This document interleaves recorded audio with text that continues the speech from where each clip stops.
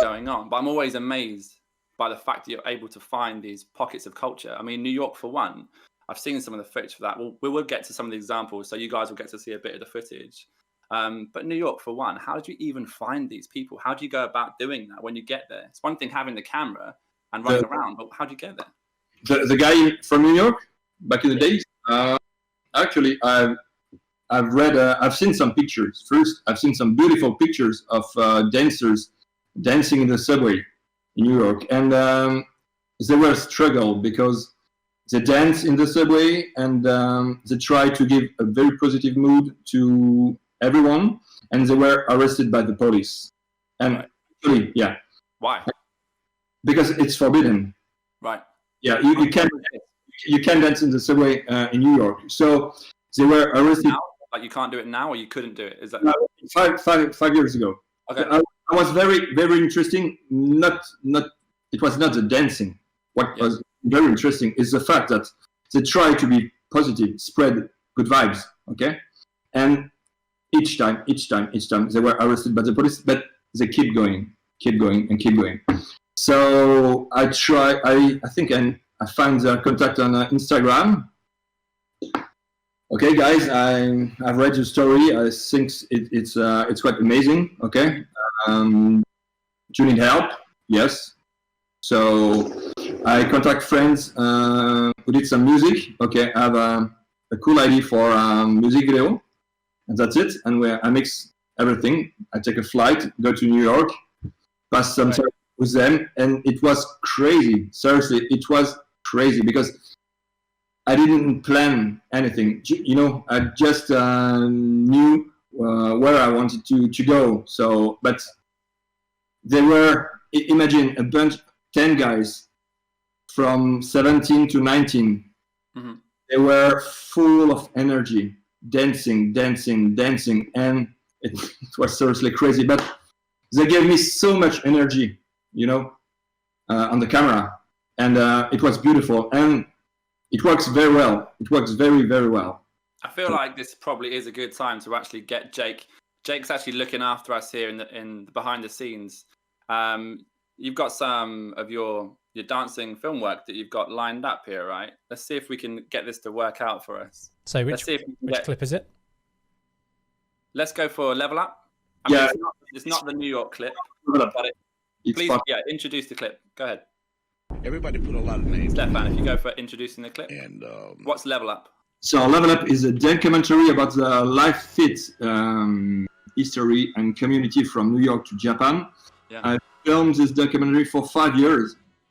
And what interests me in this culture is, you know, hip-hop, you know, crump, you know, of course. Some cool dance, but you don't know live fit, okay? Live fit dancers, and they are very positive, and it comes from hip-hop culture, okay? Right. So I was very, very, very interested to show to the world the light fit community, and that's it. So I've done a small documentary and spread the word in a film festival a little bit all over the world, and see how it goes, and it goes very well. This one was pretty successful for you as well, right? Yeah, crazy. Seriously, crazy. I've got too many questions about this stuff because it just is visually fascinating to me. Even more so the fact that, you know, you just find your locations.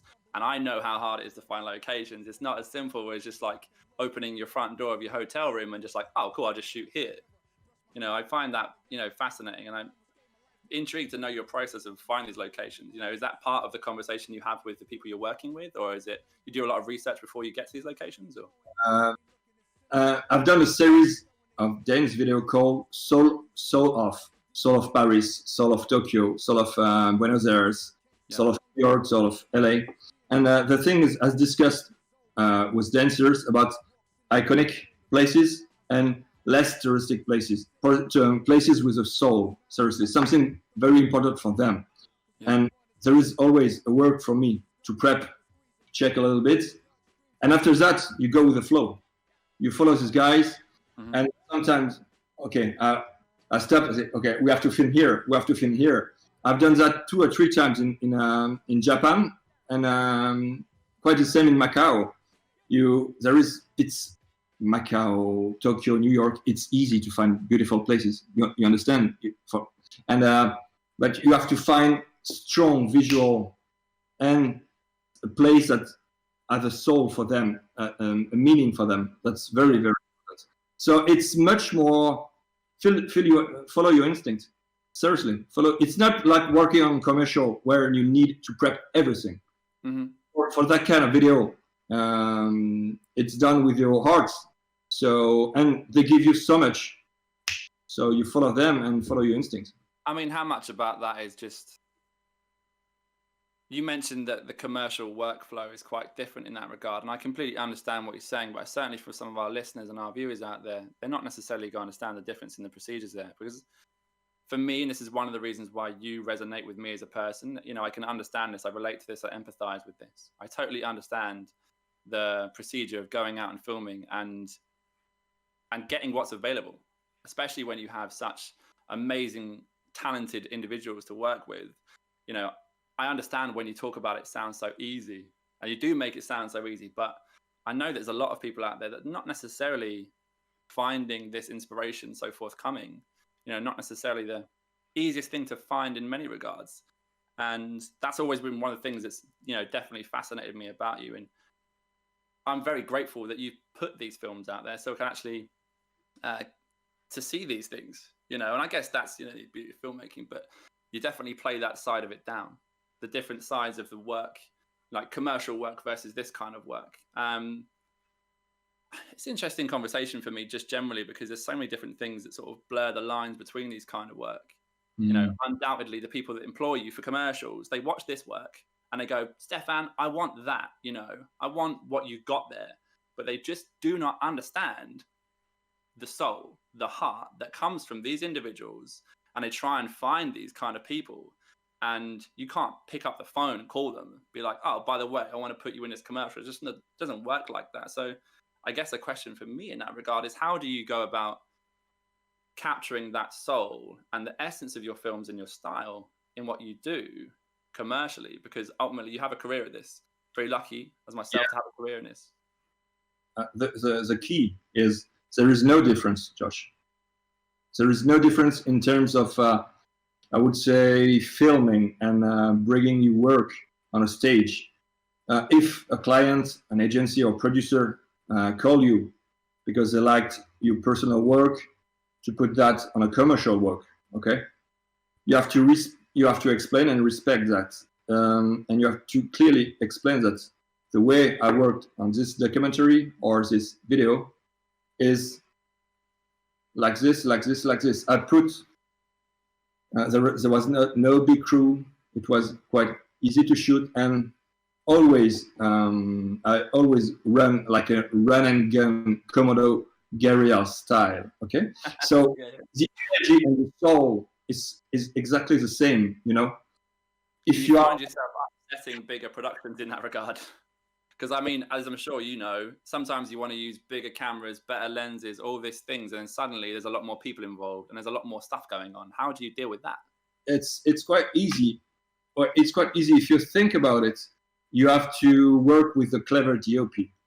Right. You have to work with a producer who trusts you, and you have to explain the way you work to the clients. Because if you stay like some directors stay on their chair with a combo, and they can stay some few hours like this. Okay. Yeah. You know, we don't work like this. I don't work at all like this. I mean, this is news to the audience, but certainly, you know. Yeah, I explain when you prep, when you do your PPM pre-production meeting, okay, before commercial, you discuss and you explain the way I work. Sometimes, some people always in a meeting, they say, "What?" yeah, for sure. Okay, like when you explain the way you work on a film festival, they don't understand, especially in US. And when everyone understand the way you work, it's super easy. But and you don't compromise, no? No compromise. The thing is, there is a key. When you need, I don't know, 2 or 3 big cameras, your Alexa or big red setup, okay? I always have my camera with me, okay? Yeah. And I asked to the DOP, okay, to have his camera on the combo for the client. And I will film. And he knows Your camera's a small camera, yeah. You're sitting with something small, handheld, that you can get in amongst it. Definitely.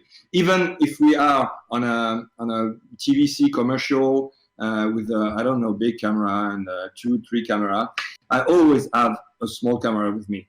You know. And you don't like the director's viewfinder, so this is what's kind of interesting. I guess becomes a bit more of a topic in this regard. For the audience certainly in understanding this is that, you know, part of that job is for you to come up with the shot for sure, right? So you and I know that the shot sometimes is found in the moments where you don't have time to explain. You know, sometimes it's that moment that you capture and you see something unfolding and something happening, and in the time it takes to explain that to someone else, it's already gone. And I get that, you get that, but it's interesting to see how it breaks convention. You know, it's not necessarily the normal way of working, and certainly when it comes to bigger sets where there's more, you know, inevitably more money or more at stake, and all these things come into it. Much better to be able to explain that to a director of photography and help everybody help you get that vision. And that's something that's become intriguing to me, because I've always resisted that kind of working. I've always favored the kind of working you've had, but I also find myself having to, you know, discover ways of getting the shot in a different way that's more collaborative, because I learned, as people will now begin to learn about our kind of setups, we learned by doing. When it came to picking up the camera, learning how to edit, all those sorts of things, getting the films together, it was all learned by doing, rather than going to film school and doing conventional ways or doing apprenticeship, all these kind of things. That no doubt would have benefited us, but in so many ways would have benefited and taken away different elements to our styles, who we are as individuals. And it's the thing ultimately that makes us who we are, you know, makes the films what they are. So I do find that particularly interesting.